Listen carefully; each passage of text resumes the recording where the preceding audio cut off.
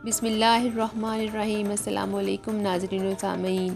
पकोड़े तो आपने बहुत सी किस्मों के खाए होंगे, लेकिन पकोड़ों की जो रेसिपी मैं आज आपके साथ शेयर करूंगी ये इंशाल्लाह आपको बहुत ज़्यादा पसंद आएंगे, क्योंकि ये बहुत क्रिस्पी और बहुत क्रंची बनने वाले हैं।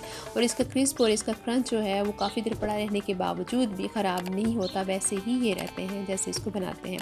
तो ये पकोड़े क्रिस्पी और क्रंची किस तरह से बनते हैं, इसकी कौन कौन सी ट्रिक्स हैं, इसको देखने के लिए आप मेरी वीडियो अंत तक ज़रूर देखें, ताकि हर बात आपको सही तरह से समझ में आ जाए और जो ट्रिक्स मैं आपसे शेयर करूंगी वो भी आप अच्छे से समझ लें। तो चलिए स्टार्ट करते हैं।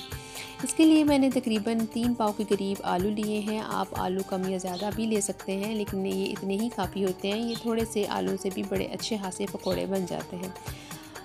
इसको आपने स्ट्रिप्स में पहले आपने स्ट्रिप्स में काटना है, फिर इसको छोटे छोटे स्लाइस में आपने इसकी कटिंग कर लेनी है। इन पकोड़ों की कटिंग आम पकोड़े जो हम घर में बनाते हैं उसकी निस्बत ज़रा हटकर होती है। आपने इस तरह से इसकी स्ट्रिप्स काट कर इसके बारीक बारीक स्लाइस बना लेने हैं।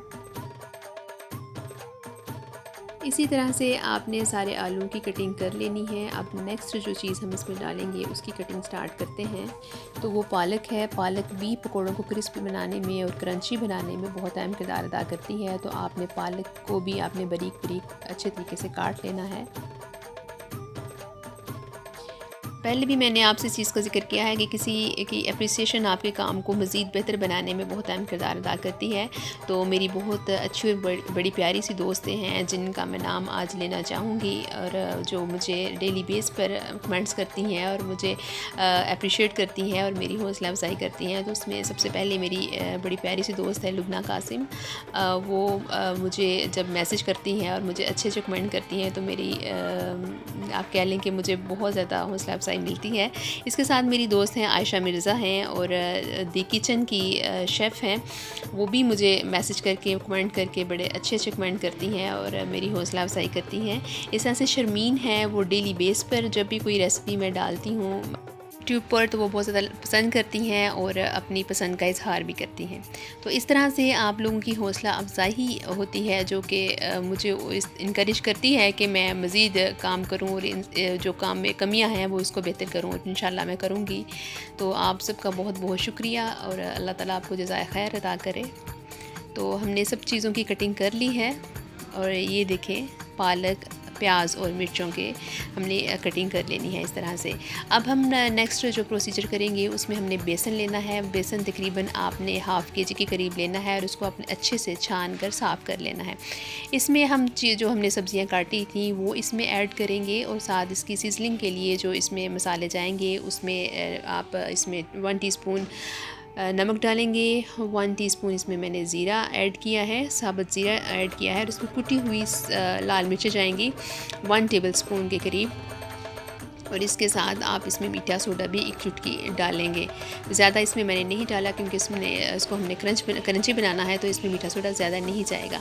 1 टेबलस्पून इसमें खुश्क धनिया जाएगा, और 1 टीस्पून या हाफ़ टी स्पून आप इसमें अजवाइन की भी शामिल करेंगे। इसमें एक अहम इंग्रेडिएंट है जो मैं इसमें डालती हूँ, वो है अदरक लहसुन का पेस्ट नहीं डालना, आपने कूट कर इसको डालना है। 2-3 कलियाँ लहसुन की ले लेनी है, और थोड़ा सा आपने अदरक ले लेना है और उनको कूट कर आप इसमें डालेंगे तो उसका भी बड़ा अच्छा मज़ा आता है। इसके साथ इसमें 1 टेबलस्पून मैंने चाट मसाला ऐड किया है। थोड़ी सी इसमें हल्दी भी आप ऐड कर लीजिएगा, 1 चुटकी काफ़ी होगी, और साथ आपने 1 टेबलस्पून चाट मसाला भी इसमें ऐड करना है।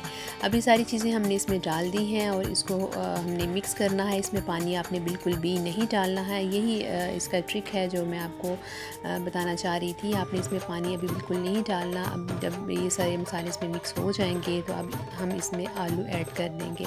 आलू मैंने अच्छी तरह से धोकर स्ट्रेन कर लिए थे। आपने इसको भी इसमें डाल देना है, और इन सब चीज़ों को आपने अच्छे से मिक्स करके तकरीबन आधा घंटा आपने इनको एज़ इट इज़ ही रहने देना है। तो आप ढक कर रख दें, और जब आधे घंटे के बाद हम इसको देखेंगे तो ये इसकी शक्ल कुछ इस तरह से होगी।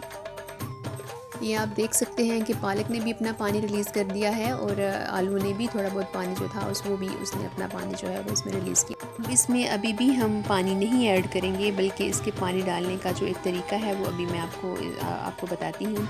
इसके लिए आपने इसको जब अच्छे से मिक्स कर लेना है तो इसके आपने पोर्शंस बनाने हैं।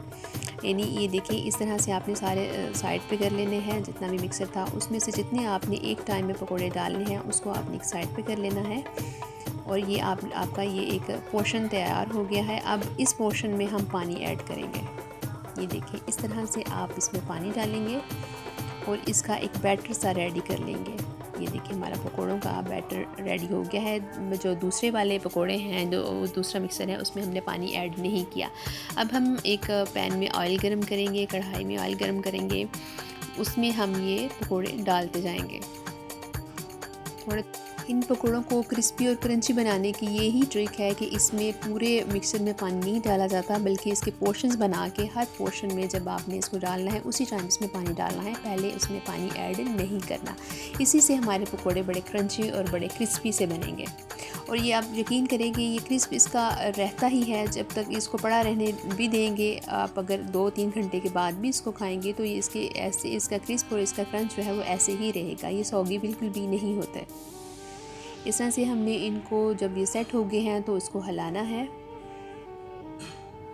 और इसको इस तरह से आपने ब्राउन होने तक पकाना है।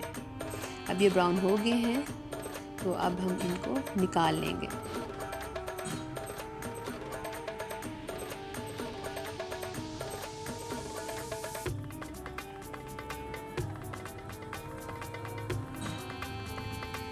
आप इसकी शक्ल देख सकते हैं, ये अभी ही आपको क्रिस्पी और क्रंची ही लग रहे हैं।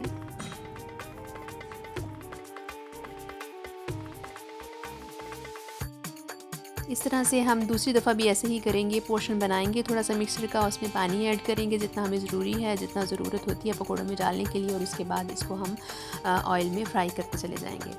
उम्मीद है आपको मेरी ये रेसिपी आज की पसंद आई होगी। अगर आई है तो इसको लाइक करें और मेरे चैनल को ज़रूर सब्सक्राइब करें।